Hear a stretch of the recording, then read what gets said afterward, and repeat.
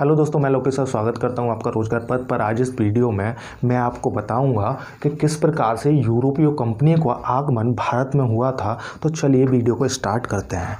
तो सर्वप्रथम अगर इन यूरोपीय शक्तियों का हम आगमन क्रम देखते हैं जो कि कुछ इस प्रकार से रहता है, जिसमें सर्वप्रथम आगमन पुर्तगालियों का 1498 में होता है। तत्पश्चात पुर्तगालियों के बाद में जो व्यापारी यूरोप से आते हैं वो थे डच, जिनका आगमन 1595 में हुआ था।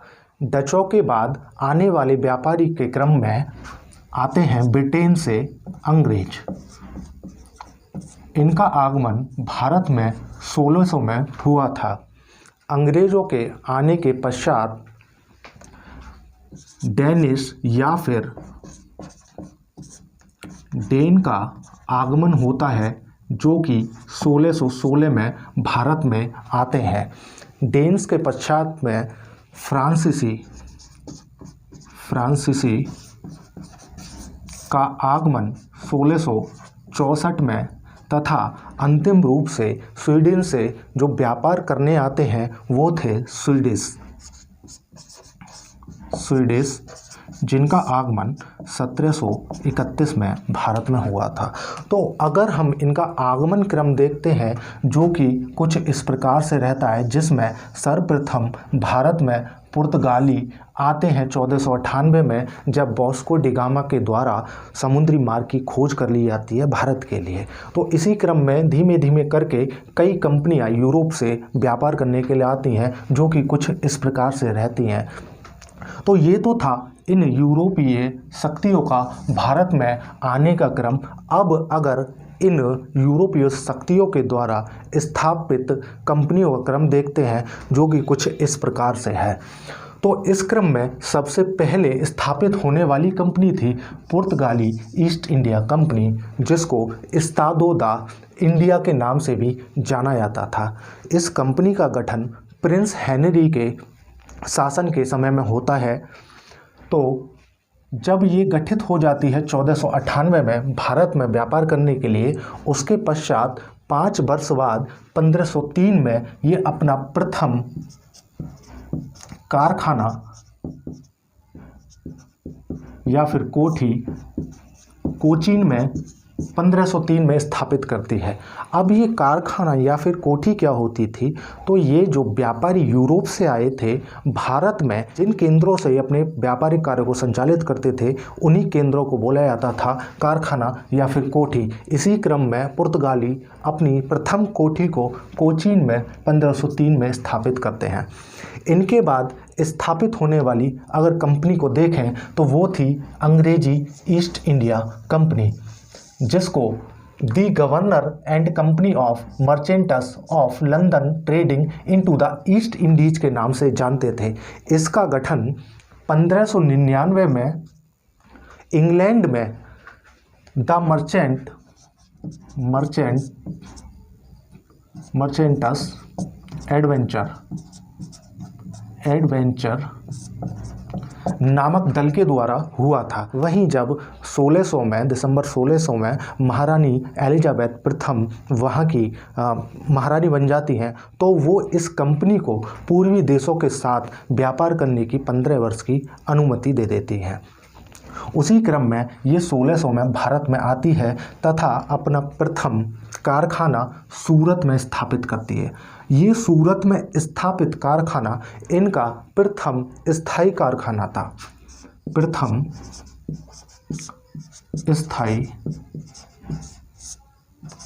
था।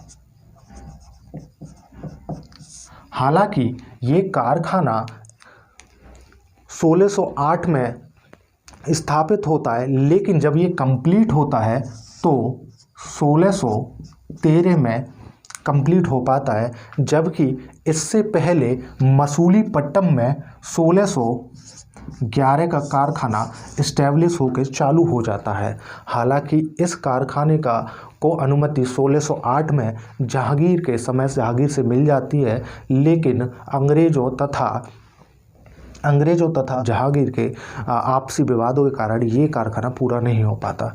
तो आगे देखते हैं जो नेक्स्ट कंपनी इस्टेब्लिश होती है भारत में, वो थी डच ईस्ट इंडिया कंपनी, जिसका गठन 1602 में किया जाता है तथा जिसे बैरिंग दे ओस्ट इंडीज कंपनी के नाम से भी जाना जाता था। ये अपना पहला कारखाना 1605 में मसूलीपट्टनम में 3 वर्ष बाद स्थापित करते हैं, जहां ये डच आने में 1595 में इनका आगमन हुआ था। 1595 में इनका आगमन भारत में होता है, लेकिन जब ये अपनी कंपनी को स्थापित करते हैं तो ये अंग्रेज़ों से पीछे हो जाते हैं, क्योंकि अंग्रेज़ 1600 में ही अपनी कंपनी को स्थापित कर चुके थे, जबकि अंग्रेज़ डच के बाद में आए थे। लेकिन जब इन्होंने कंपनी स्थापित की तो ये डच से पहले हो जाते हैं।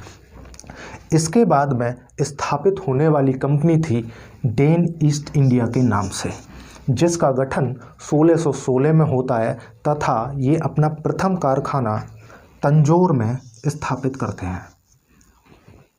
तो अब हमने पुर्तगाली ईस्ट इंडिया कंपनी को देखा, अंग्रेज ईस्ट इंडिया कंपनी को देखा, डच ईस्ट इंडिया कंपनी को देखा, इनके बाद में डेन को देखा। अब देखते हैं कि फ्रांसीसी ईस्ट इंडिया का गठन लुई 14 के शासनकाल के दौरान किया जाता है 1664 में तथा ये अपना प्रथम कारखाना 1668 में सूरत में स्थापित करते हैं, जो कि इनके स्थापना से 4 वर्ष पश्चात हुआ था।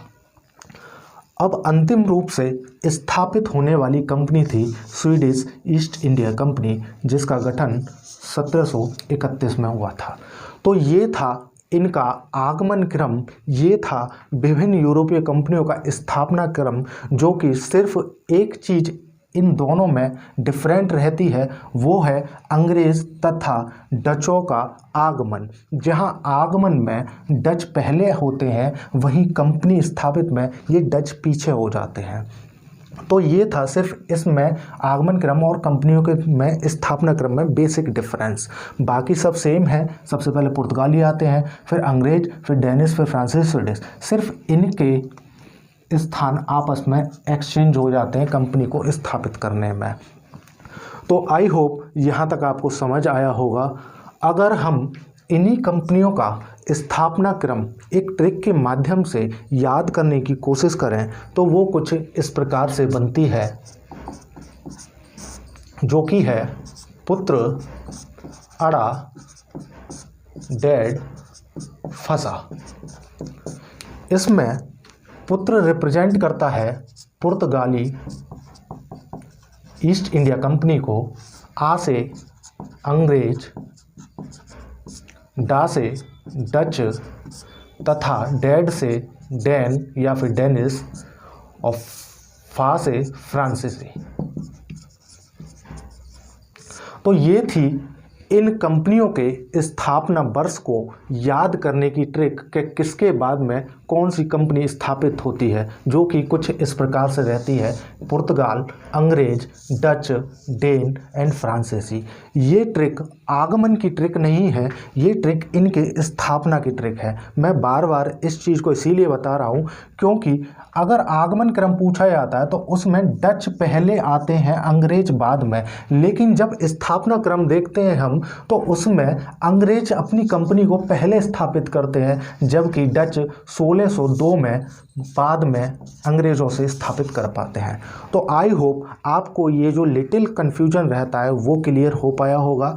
अगर ये वीडियो आपको पसंद आई हो तो इसे लाइक करें, चैनल को सब्सक्राइब करें। Thank you so much. आने वाली नेक्स्ट वीडियो में मैं इन कंपनियों को इंडिविजुअल रूप से डिस्कस करूँगा। तो मिलते हैं नेक्स्ट वीडियो में। Thank you.